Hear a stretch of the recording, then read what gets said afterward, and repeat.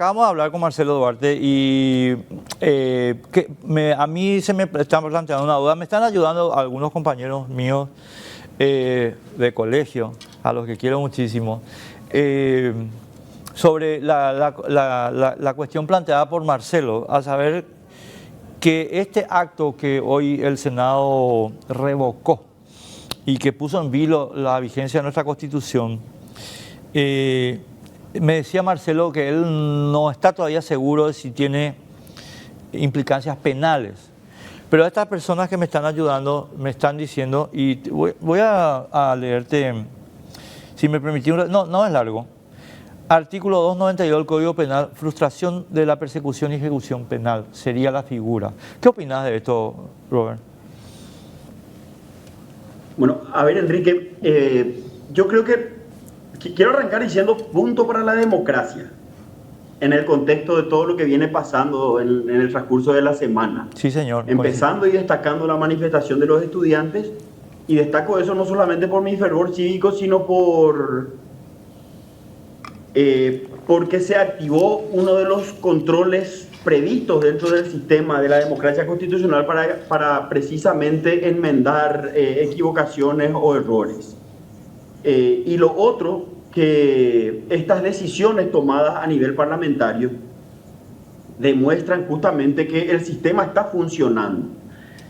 Otra aclaración, Enrique, veo que están poniendo en el Zócalo que soy presidente del Instituto Paraguayo de Derecho Constitucional, lo cual es cierto, pero quiero aclarar, pero quiero aclarar que voy a hablar a título personal. No te preocupes. Eso es muy importante para no comprometer la opinión del instituto, porque es un espacio plural donde hay muchas voces que eventualmente pueden estar saludablemente contrapuestas.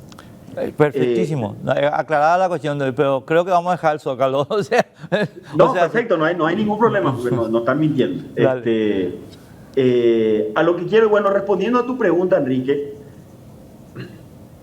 lo primero que creo que es importante remarcar es que la democracia constitucional es un concepto que tiene que tratar de equilibrar dos componentes. Un componente político, democracia, un componente jurídico, constitución.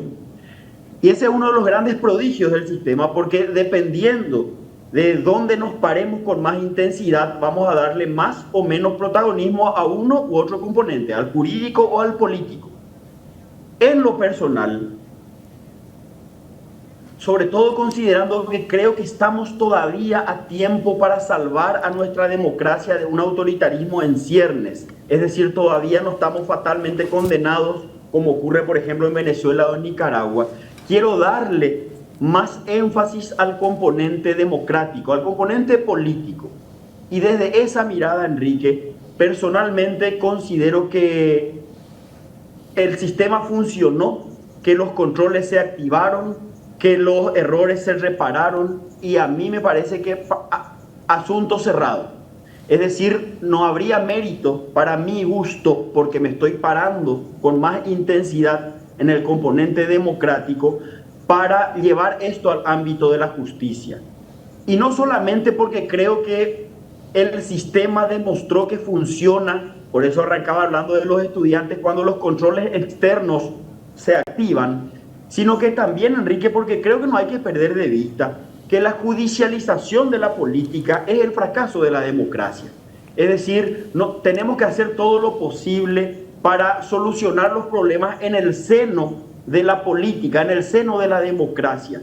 Porque uno de los grandes prodigios del modelo republicano, del modelo de frenos y contrapesos, de check and balances, como decían los padres del constitucionalismo, es que los errores se pueden reparar políticamente. Es decir, si se activan los controles adecuados, la política puede perfectamente, como ocurrió en este caso concreto, enmendar los desaciertos, corregir los errores. Y ese es un detalle que tenemos que destacar, Enrique, porque todo el sistema está pensado de esa manera. Simplemente consideremos qué ocurre a nivel judicial cuando un tribunal superior revoca la decisión de un juez inferior. Es decir, se parte de la base que el funcionario público se equivocó y por eso se revoca la decisión. Eso no significa que la última palabra sea realmente infalible, sino que simplemente funcionó el sistema. ¿Qué otra cosa si no eso ocurre cuando se le da al presidente de la República la posibilidad la potestad, la atribución, para hablar en términos constitucionales, de vetar una ley que ha tenido una mayoría calificada. ¿Qué otra cosa si no es el control de constitucionalidad que reposa en la Corte Suprema de Justicia, en 3 personas que integran la Sala Constitucional, que pueden invalidar una ley que es producto de la discusión mayoritaria? Es decir, el sistema está pensado en diversos niveles, Enrique, para que se puedan reparar los eventuales desatinos, sin que eso signifique que los que eventualmente tomaron la decisión, que en ese momento coyuntural o en ese caso concreto se estima desatinada, hayan incurrido en un hecho punible. Es muy peligroso, Enrique, repito, es muy peligroso porque entrar en la línea de amenazar con juicios penales a los legisladores, porque se restringiría mucho el espacio de discusión por antonomasia dentro de la democracia. Entonces yo personalmente creo que no es conveniente ingresar a ese terreno. No puedo estar más de acuerdo, ¿sabes, mi querido Robert? Que yo creí que nos íbamos a agarrar tongo hoy. Y tengo que decir que para mi felicidad, alegría y sorpresa, estoy 1.000.000% de acuerdo contigo. Y me encantaría que lo que vos estás explicando con tanta claridad conceptual, pues lo entiendan. Y ahora voy a entrar en la grosería, Robert, te pido disculpas, vos no sos partícipe de esto. Lo entiendan algunos descerebrados que están operando en la vida pública para llevarnos a la confrontación innecesaria. Esto es lo que parece que algunos descerebrados no entienden. Pero creo que es, y mira, yo solamente tengo palabras de admiración y respeto por lo que estás señalando. Así que no, en esta cuestión estamos de acuerdo, no tengo nada que discutir. Ahora, pregunto como una cuestión técnica, aunque, mira Robert, no quiero que creas que, a ver, voy a tratar de plantearlo del modo más inteligente del que soy capaz. Yo entiendo que el texto constitucional es clarísimo y que los principios del derecho que soportan a ese texto constitucional son más claros todavía. Pero vos recomendarías que se agregue alguna disposición reglamentaria para explicar a Hernán Rivas, por ejemplo, que no se puede hacer lo que hicieron. O sea, perdóname la pregunta medio estúpida, ¿verdad? Pero ¿crees que es necesaria una redundancia sobre ese tema a nivel reglamentario? Personalmente no considero que esa sea una línea conveniente, Enrique. Primero que nada porque le daríamos el gusto a quienes tantean salirse de los límites, le daríamos el gusto de tomar su línea de razonamiento por el absurdo.